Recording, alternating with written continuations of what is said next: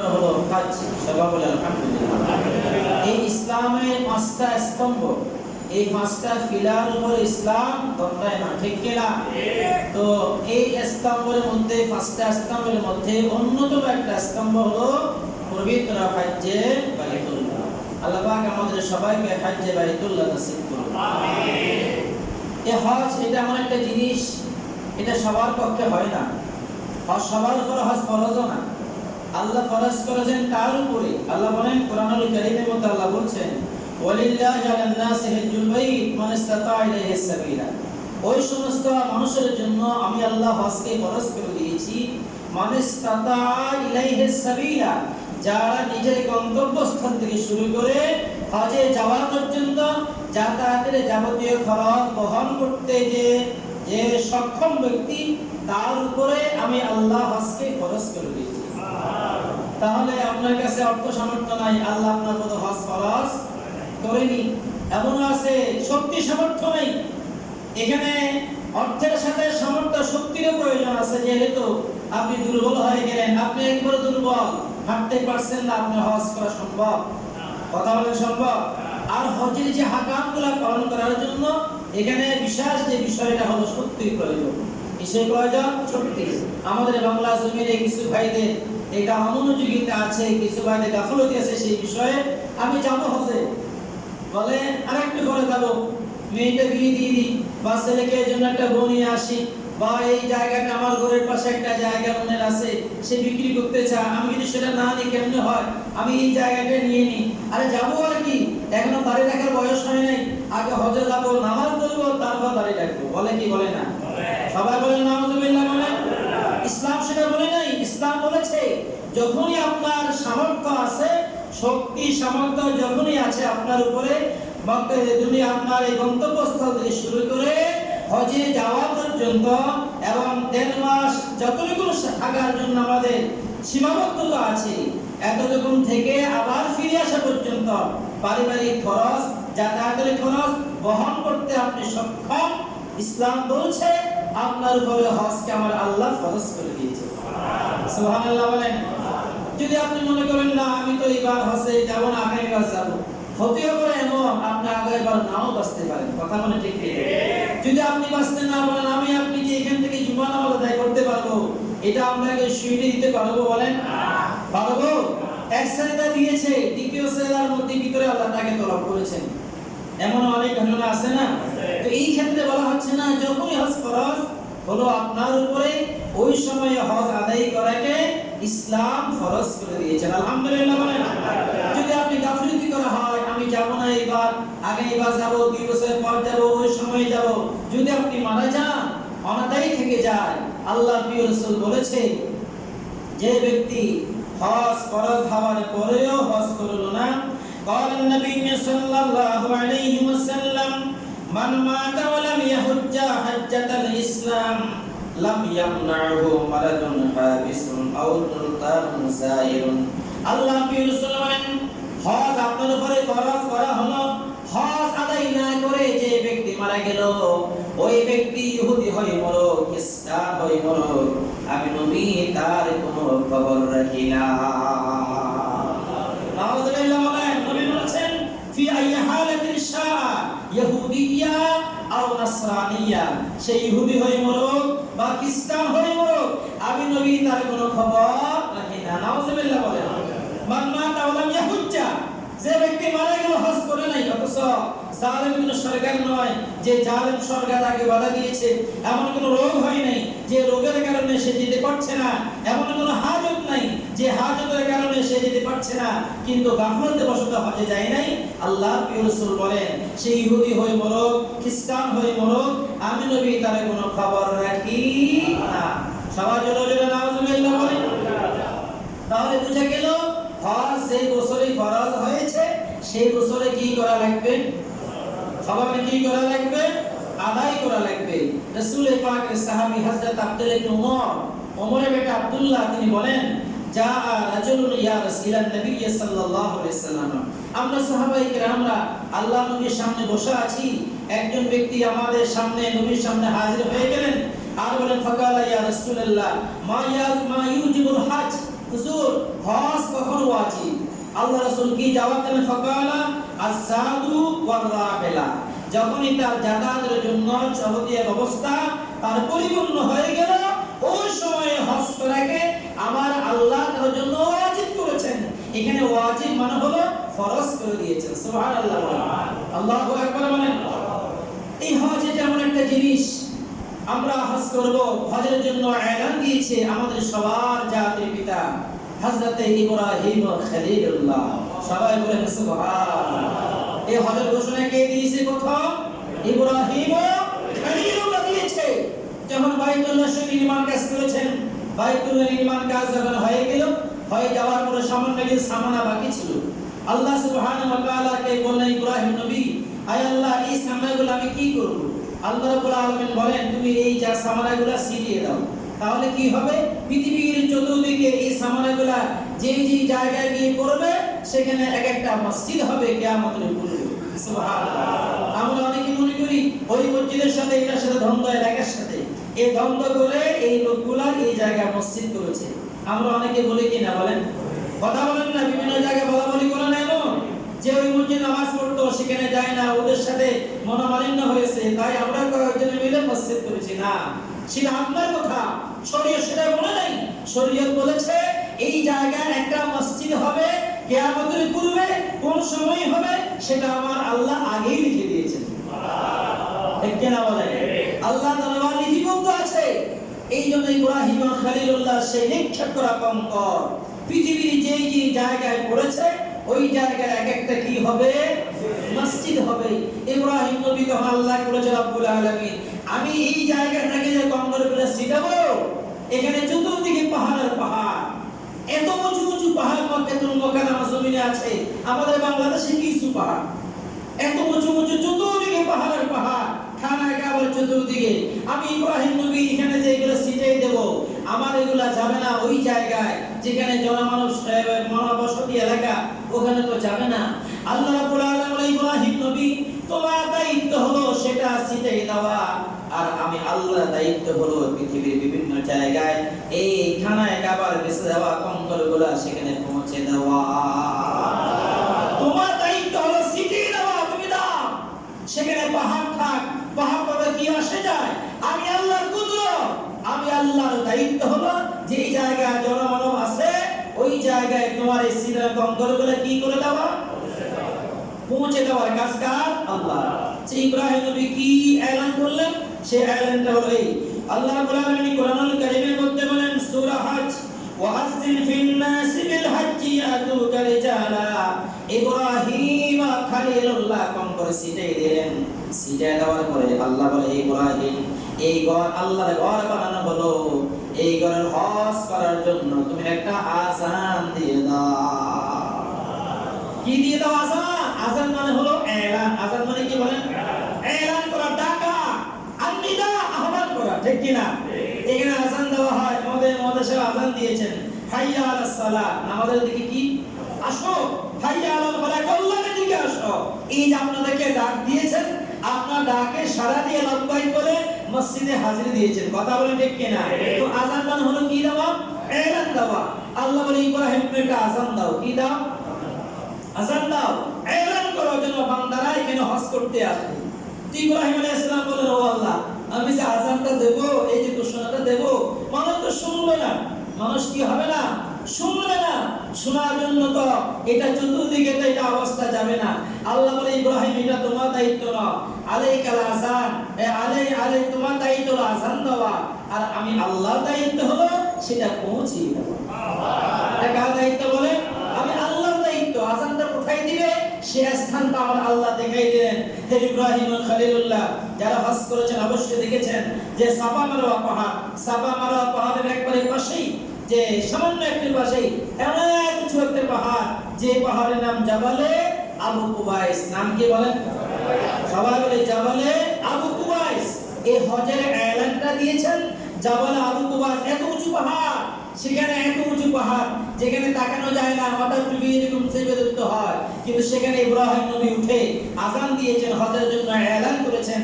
সেই জাবালে আবু কুবাইস পাহাড়টা ঐতিহাসিক একটা পাহাড়, যে পাহাড়ের সাথে ইসলামের ইতিহাসে অনেক অনেক দিকগুলো সম্পৃক্ত আছে। সুবহানাল্লাহ বলে সেদিকে একটু বলি। যেমন নাকি জাবাল আবু কুবাইস পাহাড়, এই পাহাড়ের সাথে ইব্রাহিম নবীর সাথে কানেকশন, আবার এই পাহাড়ের সাথে আমাদের নবীর একটা মুজিজাও রয়েছে। সুবহানাল্লাহ। যখন আল্লাহ রাসূল দ্বীনে দাওয়াত দিচ্ছেন, আবু জেহেলের তা সহ্য হয় না। কথা বলে আবু জেহেলের, আপনি যখন কোনো একটা ভালো কাজ করবেন, যারা শয়তান তাদের কিন্তু কি হয় না, কথা বলে না কেন, সহ্য হয় না। আপনি নামাজি হয়ে গেছেন, কারো কাছে ভালো লাগে, অনেকের কাছে খুবই ভালো লাগবে, আর কারো কাছে খারাপ লাগে, দেখছো এটা এখন নামাজি দেখা। কথা বলেন না ঠিক কিনা? আছে না, আছে না? আপনি ভালো মতো চলছেন, এটা সহ্য হয় না, অনেকেরই আছে না। এটাকে আরবিতে বলা হাসাদ। কি বলা হয়? এই হাসাদটা যা দিলের ভিতরে থাকবে, আপনি যত আমল করেন সমস্ত আমলগুলা এই হাসাদে একমাত্র জ্বালিয়ে পুড়িয়ে একবারে ছাই করে দেবে। নাউজুবিল্লাহ। আরো জোরে বলেন। তাহলে আপনি হাসাদটা অন্তরে রেখে ইবাদত করলে ইবাদতগুলো হবে। কথা বলেন সবাই, হবে? আপনার যতই ইবাদত করেন, যত নামাজি হন, যাই কিছু যতই তাসবিহ আপনি করেন, কিন্তু যদি আপনার দিলে হাসাদ থাকে, এই হাসাদের কারণে আপনার ভিতরে যত ইবাদত সব জ্বালিয়ে পুড়িয়ে একবারে ছাই ছাই করে দেবে বলেছে আমার প্রিয় নবী। সুবহানাল্লাহ। ভাইরা আমার, ইব্রাহিম আমাদের নবী যখন দ্বীনে দাওয়াত দিচ্ছেন, সহ্য হয় না কার? আবু জেহেল। আবু জেহেল আমার নবীর সামনে এসেছে, অনেক অনেক নবীকে জ্বালাতন করে নির্যাতন করেছে, আমার নবীকে হটাতে পারেনি। এবার দেখুন না, ইয়ামানের গভর্নর, ওই তৎকালীন সময়ে ইয়ামান দেশের গভর্নর যিনি ছিলেন হযরতে হাবিব বিন মালিক রাদিয়াল্লাহু তাআলা। নাম কি বলেন? হযরতে হাবিব বিন মালিক রাদিয়াল্লাহু তাআলা। অত্যন্ত সাহসী একজন গভর্নর ছিলেন, ইয়ামানের গভর্নর, অত্যন্ত যুক্তিবিদ এবং সাহসী, যিনি কথা বলতে পারে। দেখবেন অনেক বক্তা, অনেক বড় আলেম আছে, কিন্তু দেখা যায় এক জ্ঞানের খনি তার এই জায়গায়, কিন্তু সে দাঁড়িয়ে দুই শব্দ কথা বলবে, ওই পাওয়ার নাই। ঠিক কিনা বলবে? অনেক অনেক দেখেছি এরকম আছে। তো মনে করেন হাবিব বিন মালিক রাদিয়াল্লাহু তাআলা ইয়ামান দেশের গভর্নর, তিনি সাহসী যখন ছিলেন, এই শয়তান আবু জাহাল তিনি বলছে হাবিব বিন মালিককে খবর দিলেন, হাবিব বিন মালিক আমাদের এই ঘরে জন্ম নিয়ে আমার এই ভাতিজা নতুন ধর্ম প্রচার করতেছে, তুমি তাকে একটা শাস্তি দাও। হাবিব বিন মালিক বলছে, না, এটা কেমন করে করব? আগে আমাকে তার সামনে নিয়ে যাও, অথবা তাকে আমার সামনে হাজির করে দাও। আল্লাহু আকবার বলেন। এটা একটা রাইট পয়েন্ট কিনা বলেন? আমাকে তার সামনে না, অথবা তাকে আমার সামনে হাজির করে আমি তার সাথে কথা বলবো, আমি তার শাস্তি কেমন করে করব?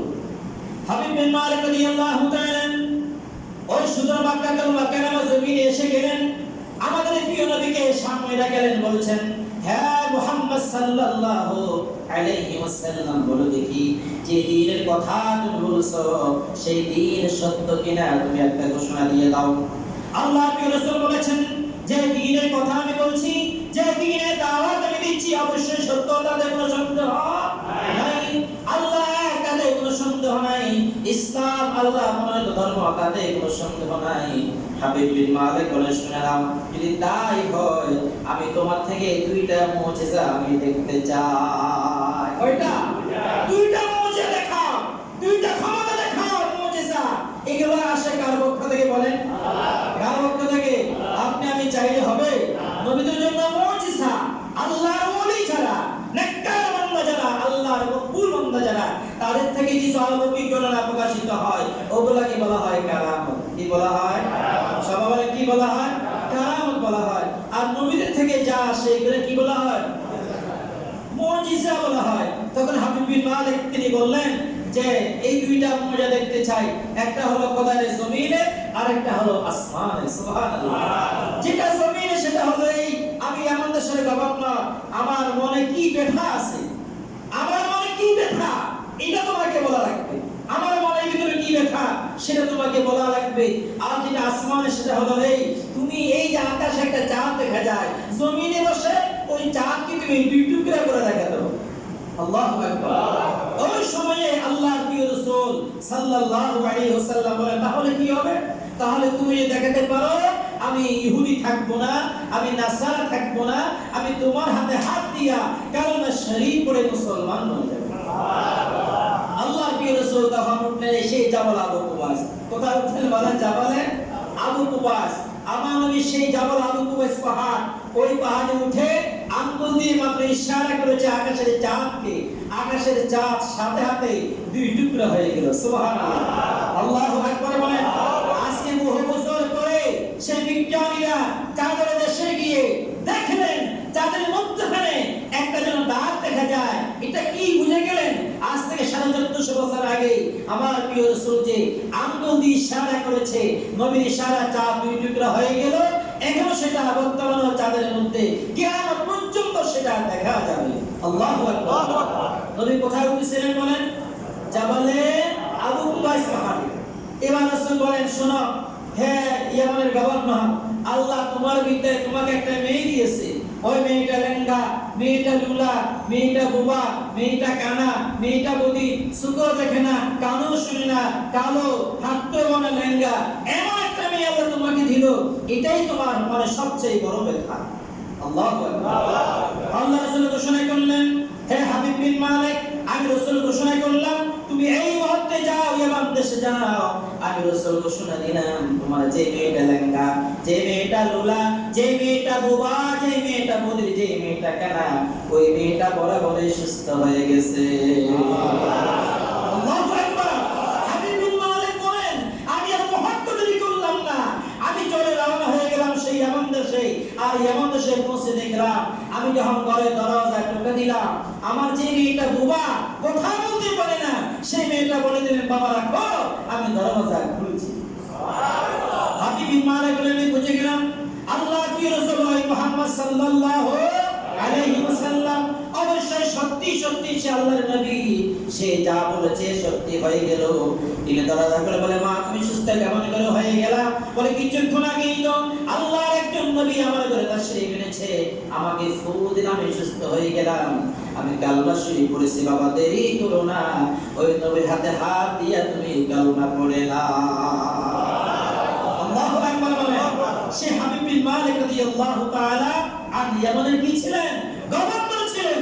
সে হাবিব বিন মালিক একা নয়, অসংখ্য অগণিত কাফের মুশরিক নেতা নিয়ে সাথে করে এসে আল্লাহ রাসূলের কদমে এসে তাওবা ইস্তেগফার করে ঈমানের সেইভাবে ভাগীদার হয়েছেন। আলহামদুলিল্লাহ। তাহলে কোথায় জাবালে আবু কুবাইস বলে গেছেন? জাবালে কি আবু কুবাইস পাহাড়ে ইব্রাহিম নবী কি দিয়েছেন? আযান। আযান আপনার মনে নাই? হযরত কি দিয়েছেন? আযান দিয়েছেন। আযানটা কেমনে দিবেন? আল্লাহু আকবার বলেন। আল্লাহু আকবার বলে দিয়েছেন না, আল্লাহ সেটা কোরআনুল কারীমের মধ্যে কোট করে দিয়েছেন। কোরআন কারীমের সূরা হাজের ৫ নম্বর আয়াতে আল্লাহ বলছেন, ওয়াযিন ফিন নাস, হে ইব্রাহিম তুমি বলে দাও, ওয়াযিন আযান দাও, এলান দাও, ঘোষণা দাও, ফিন নাসে মানুষের মাঝে, বিল হাজ্জি আতুকা রিজালা, হজের ঘোষণা দাও, হে আল্লাহর বান্দা তোমাদের প্রভু তোমাদের জন্য আল্লাহর ঘর বানিয়েছে, তোমরা সেই ঘরের হজ করার জন্য পায়ে হেঁটে তোমরা হজ করতে আসো। এবার বলেন, ওয়ালা কুল্লি দাবির ইয়াতিনা মিন কুল্লি ফাজ্জিন আমিক, তোমরা পায়ে হেঁটে আসো এবং ঘোড়ার পিঠে চড়ে, ঘোড়ার পিঠে চড়ে হজ করতে আসো। এই এলাকাখানা ইব্রাহিম নবী জাবাল আবু কুবাইস উঠে কানে আঙ্গুল দিয়া আযান খানা তিনি দিয়ে দিল। সেই ইব্রাহিম নবীর এলানটা যারা শুনেছে রূহ জগৎ থেকে, তারা সবাই কিন্তু হজ করবে। সুবহানাল্লাহ।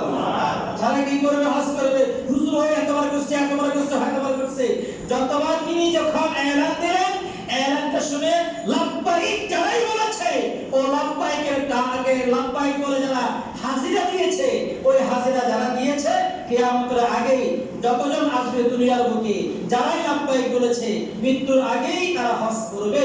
এটা আল্লাহর ঘোষণা। সুবহানাল্লাহ। আল্লাহু আকবার বলেন। তাহলে এই হাজার এলান ঘোষণা কে দিয়েছে? হযরতে ইব্রাহিম। তো আল্লাহ বলে, ইব্রাহিম তুমি ঘোষণা করে দাও, যেই জায়গায় মানুষ আছে সেই জায়গায় পৌঁছানো দাওয়াত কার? আমি আল্লাহ। এই হজটা হলো আখিরাতের একটা সফর, ঠিক কিনা বলেন? কিসের সফর? আখিরাতের সফর। আমি আপনি যখন চলে যাব দুনিয়া জমিন থেকে, আমাদেরকে এই যে সাদা কাপড় পরতে হয়, ঠিক কিনা? ইহরাম কোন কাপড়ে? কালো কাপড় এটাকে বলা হয় কাফন। কাফনকে কালো কাপড় দেওয়া হয়, সাদা কাপড় দিয়ে কাফনে কাপড় দেওয়া, এটা আল্লাহর হাবিবের সুন্নাহ। সুবহানাল্লাহ বলেন। আল্লাহু আকবার বলেন। এই সাদা ইহরামের কাপড় যখন আপনি পরবেন, আমরা সেই সিলাই সারা সিলাইবিহীন দুইটা কাপড় যে পরা হয় একটা ফরমে আর একটা গায়ে, কোনো সেলাই নেই, কোনো কিছুই নাই, এবং এই একটা পাগলামির মতো পুরো হস্তা, এই পাগলামিটা কিন্তু আল্লাহ দরবারে মকবুল। সুবহানাল্লাহ, ঠিক কিনা বলেন? পাগলামির একটা পাগলামির মতো যদি আপনি একটা লুঙ্গি পরে হাঁটেন রাস্তায়, যে লুঙ্গিতে সেলাই নাই, কি নাই বলেন? মানুষে অনেকে হাসবে না, এর কাছে 10 টাকা দেয় মনে সেলাই করার জন্য, এইরকম কথা বলবে হয়তো যে আপনি হাঁটবেন তুলবেন আপনার 17 টাকা দেওয়ার সম্ভাবনা আছে, ঠিক কিনা? কিন্তু আল্লাহর বিধান এত সুন্দর যে হজে বাইতুল্লাহ 5 দিন হজ, এত ঝামেলা হজের মধ্যে, এতই কষ্ট হজ, কিন্তু সহজ করে দিলেন কে? আল্লাহ। বলেন না কে? এই জন্য হজের নিয়তের মধ্যে আছে আল্লাহ তুমি এটা সহজ করে দাও। এটা পরবর্তীতে আলোচনা আসবে। তাহলে আপনি সিলাইযুক্ত কাপড়, সিলাইবিহীন একটা কাপড় পরলেন, গায়ে একটা দিলেন, এই জায়গা যদি আপনার শরীর দেখে কেউ, আমাদের কাছে কত লজ্জা লাগে কারো সামনে খালি জায়গায় যাওয়া যায় না, লজ্জা বোধ করি আমরা, কিন্তু দেখা যায় না আপনি কাপড়টা পরেছেন, এই দিকে দেখা যায়, এই দিকে দেখা যায়, কোনো লজ্জা নাই। লাব্বাইক আল্লাহুম্মা লাব্বাইক, লাব্বাইক লা শারীকা লাক লাব্বাইক, ইন্নাল হামদা ওয়ান নি'মাতা লাকা ওয়াল মুলক লা শারীকা লাক, এই এলানটা দিয়েছেন, এটা আমার আল্লাহ খুশি, আমার আল্লাহ খুশি হয়ে যায়। সুবহানাল্লাহ, খুশি হয় কে? আল্লাহ। এই লাব্বাইক যখন বলে হাসি, দেখেন আমরা যে শিরক করি না, শিরক থেকে মুক্ত আমরা। আমরা নামাজে যখন নিয়ত করি, নিয়তের আগেও আমরা আল্লাহকে বলি ও আল্লাহ, আজ আমরা কোনো মুশরিক না। সুবহানাল্লাহ বলেন। আমরা বলি ইন্নী ওয়াজ্জাহতু ওয়াজহিয়া লিল্লাযী ফাতারাস সামাওয়াতি ওয়াল আরদ হানিফান ওয়া মা আনা মিনাল মুশরিকিন। আমরা বলি ও আল্লাহ, আমরা মুশরিক নই, আমরা মুশরিক নই, ঠিক কিনা বলেন? যখন আপনি হজের এলান, হজে যাবেন, তালবিয়া লাব্বাইক আল্লাহুম্মা লাব্বাইক, লাব্বাইক লা শারীকা লাক লাব্বাইক, সেখানে আমরা বলছি আল্লাহ হাজির তোমার দরবারে, হাজির তোমার সাথে দুনিয়ার কারোর সাথে কোনো শরীক হয় না। সুবহানাল্লাহ। শিরক এটা এমন একটা গুনাহ যেটা ক্যান্সার থেকেও মারাত্মক। কি থেকে বলেন? ক্যান্সার দেওয়া মানুষের চিকিৎসা আছে, আছে না? ক্যান্সার চিকিৎসা আছে না? এমন লোক আছে ক্যান্সার হয়েছে ঠিক, কিন্তু আল্লাহর রহমতে ভালো হয়ে গেছে, আছে না বলেন? কিন্তু শিরকটা এমন একটা মারাত্মক গুনাহ যেটা ক্যান্সারের থেকেও কি আল্লাহ বলেছেন ইন্নাশ শিরকা লাযুলমুন আযীম, এটা এমন মারাত্মক গুনাহ যেটা করলে মানুষ জালেম হয়ে যায়। নাউযুবিল্লাহ বলেন, আল্লাহ নারাজ হয়ে যায়। এই আমরা যে হজে গেলাম, আপনি হজে গেলেন, তালবিয়া বলেছেন, সেখানে আমরা লাব্বাইক হাজির করে বলছো আল্লাহ লাব্বাইক লা শারীকা লাক লাব্বাইক, তোমার কাছে হাজির, তোমার সাথে কারো কোনো শরীক নেই। সুবহানাল্লাহ। যাই হোক, এই যে হজের একটা আখরাতের সওয়াব, আপনি ইহরাম করলেন, হজের জন্য ইহরাম করাটা হলো ফরজ। ইহরাম করা কি ফরজ কাজ। আপনি ইহরাম করলেন, আপনি এটা মুহূর্তের কাফনের কাপড় আপনি পরে করলেন, ঠিক কি না বলেন? মনকে স্মরণ করে যেতে আপনি সাফা মারওয়া পাহাড়ে সাই করলেন, দৌড়াদৌড়ি করলেন, এটা আপনাকে বুঝাই দেয় হাসরের ময়দানে যখন আপনি যাবেন, আমি যাব, আমরা ইয়া নফসি বলবো, আমরা ইয়া নফসি বলে ডাকতে থাকবো, ও ইয়া নফসি যে করব, আমরা চাইবো একমাত্র নিজে বাঁচতে চাইবো, দৌড়াদৌড়ি করব হাসরের ময়দানে। সাফা মারওয়া পাহাড়ে দৌড়াদৌড়ি করা আমাদেরকে সেটাই শিক্ষা দিচ্ছে। জোরে বলেন সুবহানাল্লাহ। যখন আপনি যাবেন আরাফাতের ময়দান, কোথায় যাবেন? আরাফাতের ময়দান 9 জিলহজ, এটা হজের 3টা ফরজের মধ্যে অন্যতম একটা ফরজ হলো আরাফাতের ময়দানে 9 জিলহজ অবস্থান করা। আল্লাহু আকবার বলেন।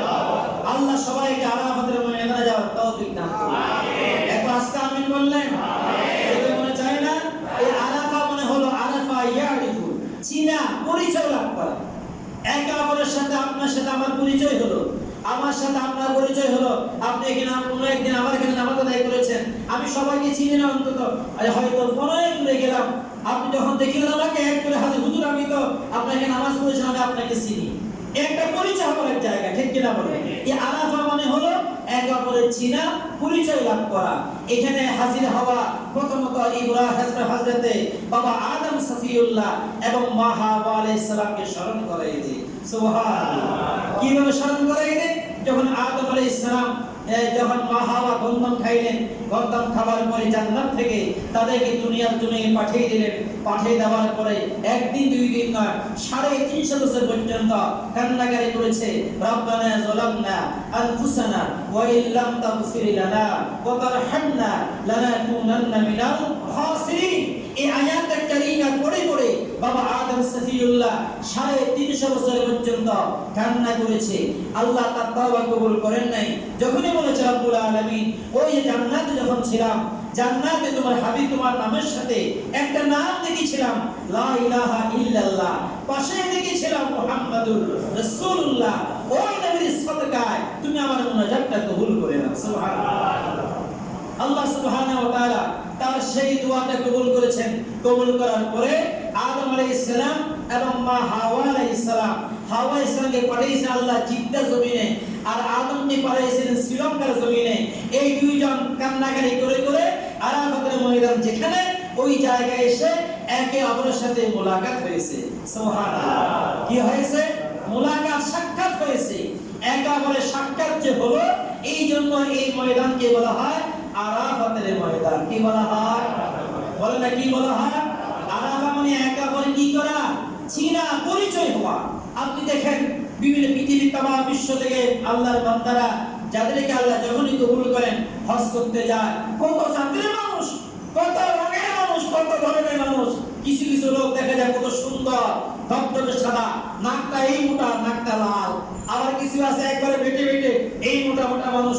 আবার কিছু একবারে কুচকুচে কালো, অনেক লম্বা, অনেক লম্বা। তার এই জায়গায় বলে থাকি আমরা এইরকম লম্বা। অনেকে আছে একবারে বেটে কুচকুচে কালো। কত রঙের, কত জাতির মানুষ। সবার সাথে সম্পর্ক হয়, পরিচয় হয়, মিলন ঘটে যেই জায়গা, ওটার নামই হচ্ছে আরাফাতের ময়দান। ঠিক কি না? কিসের ময়দান? আরাফাতের ময়দান। সেই আরাফাতের ময়দানে কদম রাখলে পরে আল্লাহ সুবহানাহু ওয়া তাআলার হাবিব বলেন, বান্দার গুনাহগুলো ক্ষমা করে দেন কে? আরো জানান না কে? আল্লাহ সুবহানাহু ওয়া তাআলা আরাফাতের ময়দানে বান্দা যখন কদম রাখে, বান্দার तमाम জীবনের গুনাহগুলো আমার আল্লাহ ক্ষমা করে দেয়। সুবহানাল্লাহ। এইজন্য রাসূল করিম সাল্লাল্লাহু আলাইহি ওয়াসাল্লাম বলেন, ইন্নাল্লাহা গাফারা লি আহলি আরাফাত। নিশ্চয়ই আল্লাহ সুবহানাহু ওয়া তাআলা আরাফাতের ময়দানে যে বান্দাগুলো যায়, আরাফাতবাসীদের तमाम গুনাহগুলো আমার আল্লাহ মুছে দেয়। এবার বলেন, ওয়া আহলিল মাশআরিল হারাম, এবং মুজদালিফার জমিনে যেটাকে মসজিদে মাশআরিল হারাম বলা হয়, ওই খুরাকাশি নিচে মুজদালিফার জমিনে যারা অবস্থান করে, রাসূল বলেন ওদের গুনাহগুলো আমার আল্লাহ নিজে ক্ষমা করে দেয়। সুবহানাল্লাহ। এই খুরাকাশের নিচে মাথায় কোনো টুপি নাই, কি নাই বলেন? টুপি দেওয়া যায়? ইহরাম করলে মাথায় কি দেওয়া যায় না? টুপি পরা যায় না। মাথা খোলা রাখতে হয়, পুরা পা ঢাকবে, এমন জুতা পরা যাবে না, যায় না। শরীয়তের বিধান হলো এই, পুরা পা খোলা রাখা, মাথা খোলা রাখা, টুপি পরা যাবে না। দেখবেন কি পছন্দ। আবার সেখানে দেখা যায় আপনি আগে উমরা করেছেন, উমরা করার কারণে মাথা চুলগুলো ফেলে দিলে, ঠিক কিনা? মাথা চুলগুলো ফেলে মাথা নেড়া হয়ে গেল। আমাদের দেশে ছোট ছোট আমাদের ছেলেরা বলে ডাব্বা মাথা ছাড়ে না, বলে কি বলে না, কথা বলে না, মাথা চুলগুলো নেড়া করলে কত কথাই বলে, লজ্জা লাগে আমাদের কাছে। বলে না আমি চুলগুলো ফেলে দেবো, কেমন কেমন লাগছে। কিন্তু ওখানে আমার একটা জায়গা, প্রত্যেকের মাথা চুলগুলো খালি, সেখানে দৌড়াদৌড়ি করতেছে। একমাত্র উদ্দেশ্য আমার আল্লাহকে পাওয়া। ঠিক কিনা? কাকে পাওয়া? এই সবগুলো হলো বাহানা। পুরো হজের যতগুলো কার্যক্রম সবগুলো হলো একটা কি? বাহানা। এই পাগলামি আর বাহানার মধ্যে দিয়ে আমার আল্লাহ রাজি। কে রাজি বলেন? কে রাজি? কে রাজি? আল্লাহ রাজি। এই সমস্ত পাগলামিগুলো হজের ক্ষেত্রে যে কাজগুলো আমরা করি, এটা আমার আল্লাহ খুশি। আবার এগুলোর মধ্যে দিয়ে এক একজন নবী এবং ইব্রাহিম নবীর স্ত্রী আমাদের আম্মা জান, এটা একজন আল্লাহর ওলি, এবং তাদের স্মরণ হয় পুরা হজের এই আনুষ্ঠানিকতার মধ্যে দিয়ে। সবাই চিৎকার করে বলি সুবহানাল্লাহ। যাই হোক, তাহলে এই যে হজের পুরা সফরটা কিসের সফর? আখিরাতের। বলেন কিসের সফর? আখিরাতের সফর। আমাদেরকে স্মরণ করে দেয়। এই জন্য বলা হলো, যখন এটা আবহাওয়ার হারাম করে, এটা আপনাকে কাফনের স্মরণ করে দেয়। যখন আপনি সাফা মারওয়া পাহাড়ে গেলেন, আপনি হাসরের ময়দানে দৌড়াদৌড়ি করবেন, সেটাকে স্মরণ করাই দেয়, আপনি আরাফাতের ময়দানে গেলেন, পুরো হাসরের ময়দানকে স্মরণ করাই দেয়। এত মানুষের মধ্যে শুধু মানুষের কান্নার আওয়াজ এবং লাব্বাইকের ধ্বনির মধ্য দিয়ে আল্লাহকে পেতে চায়। আল্লাহ বলে, বান্দা তোমরা এই আনুষ্ঠানিকতার মধ্য দিয়ে আমি আল্লাহকে তোমরা খুঁজে পাবে। সুবহানাল্লাহ। কাকে খুঁজে পাবে? আল্লাহ। যাই হোক ভাইরা আমার, এই জন্য আল্লাহ সুবহানাহু ওয়া তাআলা বলছেন, ওয়ালিল্লাহি লিন-নাসি হিজ্জুল বাইত মান ইসতাতা ইলাইহি সাবিলা। ওরাই হজ করবে আমি আল্লাহর ঘরে, তাদের জন্য হজ করা ফরজ যারা নিজের ঘর থেকে আল্লাহর ঘরে যাওয়া পর্যন্ত, আবার আসা পর্যন্ত যাবতীয় পারিবারিক খরচ সবগুলা করতে সক্ষম, তাদের জন্য আমি আল্লাহ হজকে ফরজ করেছি। ওয়ামান কাফারা, এবং যারা এটাকে অস্বীকার করবে, যারা হজ করবে না, অস্বীকার করবে, ফাইন্নাল্লাহা, নিশ্চয় আল্লাহ তাআলা গানিয়্যুন, অমুখাপেক্ষী আল্লাহ, আনিল আলামিন, তামাম বিশ্ববাসীর উপরে। সবাই বলেন সুবহানাল্লাহ। আমরা যদি হজ না করি আল্লাহর কোনো কিছু হবে? কথা হবে না? হবে। যদি আমরা নামাজ না পড়ি আল্লাহর কোনো ক্ষতি হবে? আমরা জুমা নামাজ পড়তে এসেছি, যদি আমরা নামাজ না পড়ি আল্লাহর কোনো ক্ষতি হবে না? হজ ফরজ করেছেন, যদি এই ফরজটা আদায় করা না হয় আল্লাহর কোনো ক্ষতি হবে না, আমার আপনার জন্য কবিরা গুনাহগার হয়ে যাবে। ঠিক কি না বলেন? নামাজ ফরজ করেছেন কে? আল্লাহ। যদি আমরা নামাজ না পড়ি আমাদের আল্লাহর কোনো ক্ষতি হবে না। আমরা যে ফরজকে আমরা মানলাম না, ফরজকে বিদ্যান্ত দেখালাম, সেই জন্য আমরা আল্লাহ দরবারে কি করতে হবে? জবাবদিহি করা লাগবে। এই জন্য পবিত্র হজ্জে বাইতুল্লাহ আমরা আল্লাহ দরবারে ফরিয়াদ করব। আজকে যতটুকু আলোচনা করেছি ইনশাআল্লাহ ধারাবাহিকভাবে আগামী জুমায় এই বিষয়ে আলোচনা চলবে। আজকে যতটুকু আলোচনা করেছি আল্লাহ সুবহানাহু ওয়া তাআলা আমাদেরকে আমল করার তৌফিক দান করুন।